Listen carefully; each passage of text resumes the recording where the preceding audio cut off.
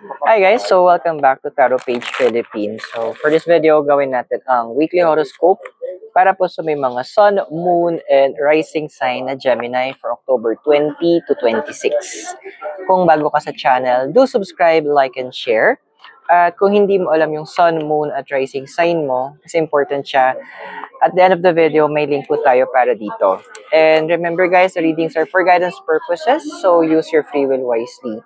And if you want to also schedule for a private reading or spell works, or gusto mo lang mag-donate using Gcash Maya, the details are in the description below, or you can use the thanks button sa baba. Gemini, how are you? So we have here is the 9 of Wands. So andun yung point na, andun yung point. Alam mo yung tipo nasa waiting game ka ngayon. Ando na parang you're just waiting for things to fall into the right places. Just like yung image nung tao dito na na-plant niya na yung mga wands and waiting na lang siya for the outcome. Yun yung ginagawa mo na ngayon. You're trying to teach yourself, kasi pinakamahirap talaga maghintay. Let's be honest. You're trying to teach yourself na parang, okay, hintayin ko to kasi kailangan to mangyari or kailangan ko to ma-achieve, kailangan ko to makuha, kailangan maganap to. So, andoon na medyo kinakalmahan mo na yung sarili mo. Kumbaga, come with me. And andun yung parang maganda yung naging change mo ngayon na medyo ini-enjoy mo yung flow. Kumbaga sa isang biyahe, sabihin natin na yung biyahe mo is malayo, you're trying to find entertainment doon sa ibang bagay. Pwedeng pinapalabas mo sa labas yung mga nangyayari or in-enjoy mo yung view. Yun. So, ando na you're trying to medyo keep yourself busy while waiting for that perfect timing. Now, yung crossing mo, si Page of Pentacles. So, ito na siya.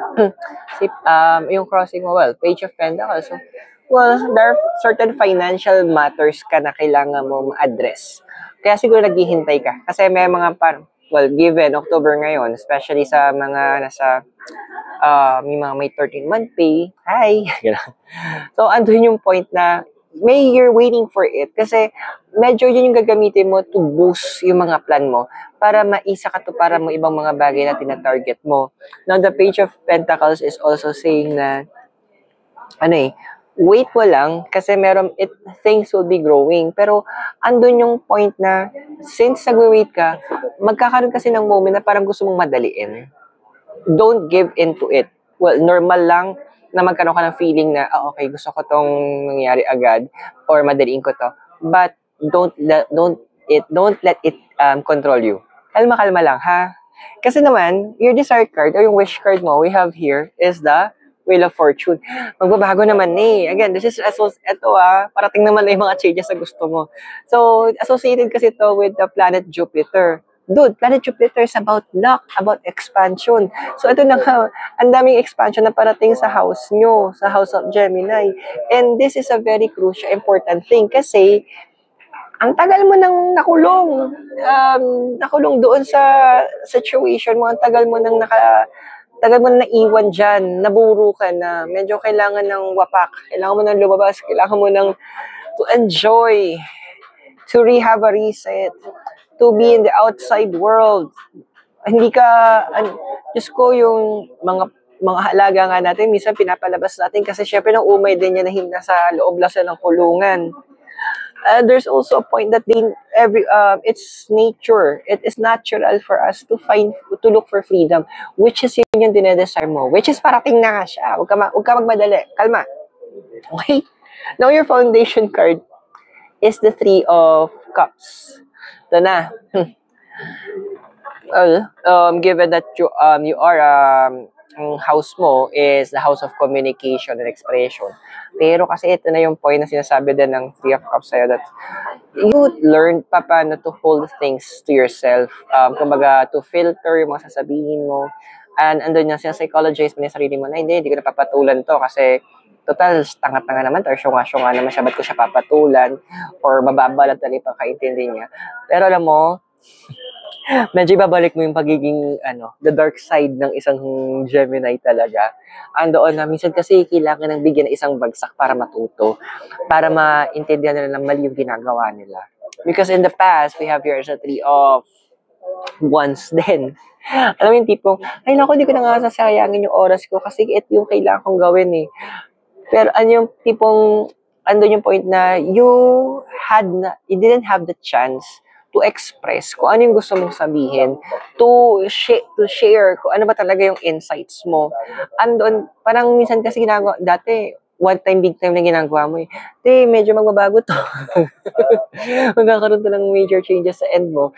And andoon na, magiging filter din siya. Gagamitin mo yun as a filter para andun na hindi lahat ng mga nasa paligid mo. Actually, maraming makakat off along the way eh. Ito kasi magiging possible future na ikaw. So we have here is the 2 of Cups. Wait lang. So we have here the 2 of Cups.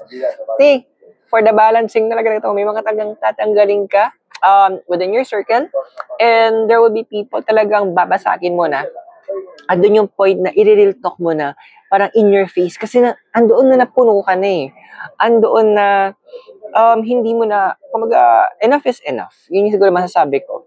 Na yung nasaid na yung pag-iintindi mo na parang may edad na nga sila, may pinag-aralan, tapos sila pa yung hindi makaintindi. Parang, buti hindi ako ikaw. So, andun yung point na na talagang magsasalita ka and you will be literal, marami kang hasaktan na emotions. Pero well-deserved yun, huwag ka mag-alala. Kasi minsan ayun yung mga moments na ikaw yung gagamitin ng universe para maintindihan ng mga taong to that they are not gods, na hindi sa ganun above sa ibang tao, at kailangan nilang ibagsak sa lupa ulit. Kasi nakakasakit na sila. And Gemini, marami sa inyong gagamitin ng universe para ipatikim sa kanila kung ano ba talaga yung ginagawa nila. Kung nakaka-resonate ka sa reading, invite kita, please do subscribe, like, and share. But for now, let's continue your reading. Ayan, sa ililikha pala ako. Okay, so, your emotional environment we have here is the 4 of Pentacles.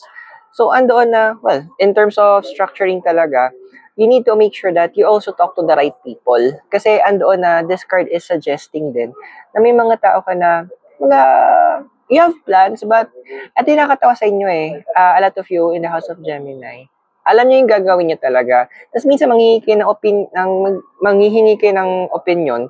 Tapos pag pinayagan kayo magkwento, eventually, yung kwento nyo, andun yung mga next plans nyo. Kami, nga lang kami, Kumbaga, actually, alam niyo yung gagawin nyo. Minsan hindi nyo lang siya ma-arrange because clouded yung emotions nyo or madami kayo iniisip. So, you need someone na pwede mo pagkatiwala, magkukwento mo yung mga plans mo, yung problems mo, kasi along the way, meron ka ng answer. Kailangan lang maungkat yon. Kailangan lang lumabas. And trusting someone, o kung meron ka pinagkakatiwalaan or wala pa, that will help you to resolve a lot of your problems. Kahit yung mga tina-target mo, it's very easily done. Now, your physical environment, we have here the 9 of Cups. Well, given na for the expansion ng desire card mo, sa card ni Wheel of Fortune, ano lang talaga, there will be places that you will need to go. And may mga tao kang kailangang kausapin. Medyo magpupull ka ng strings dito. Kasi may mga kumaga yung favor na binigay mo sa kanila, medyo maniningil ka ngayon. Kasi may mga, kapag ando na yung tamang oras, you will know that you know na, okay, ito na yung moment na yung favor na binigay ko sa kanya, isisingilin ko. So, there's nothing wrong with that kasi, kumbaga, this is a give and take world. Kumbaga, it's one of the universal laws na pag bibigay ka, dapat may babalik. The law of conservation of energy, di ba? Now, your desire card we have here is yung Knight of Wands. So, this card is actually saying na kating-kati ka ng gumalaw. Kating-kati ka ng, well, sa bagay, kasi house of, kayo eh, third house is the house of short travels eh. The house of movements din kayo eh. So, in astrology. So, hindi ako tataka na talagang gusto mo na umalis kung nasan ka. Kasi you need to have that constant movement. You need to have that change, which is a very important factor right now before this year ends. And don't worry, because in the future, nakita dito sa card of the devil. So, a lot of you guys, it's three-part reading siya. So, it's either you will be changing an employment, changing your position within the employment, it's in sa apat pala, or starting a business, or yung pang-apat is expanding the business. Bakit? Kasi sinasagot ng universe yung hinihiling mo. The expansion. So, it will have a strong effect doon sa source of income mo. So, I hope nakatulong yung readings. Tandaan, the readings are for guidance purposes. Use your free will wisely. So, Gemini, maraming salamat sa'yo. God bless, Namaste, Hare Krishna, and blessed be. And hope to see you very soon. Mula po dito sa Ililikha. I'll see you soon. And don't forget to subscribe, like, and share. Bye!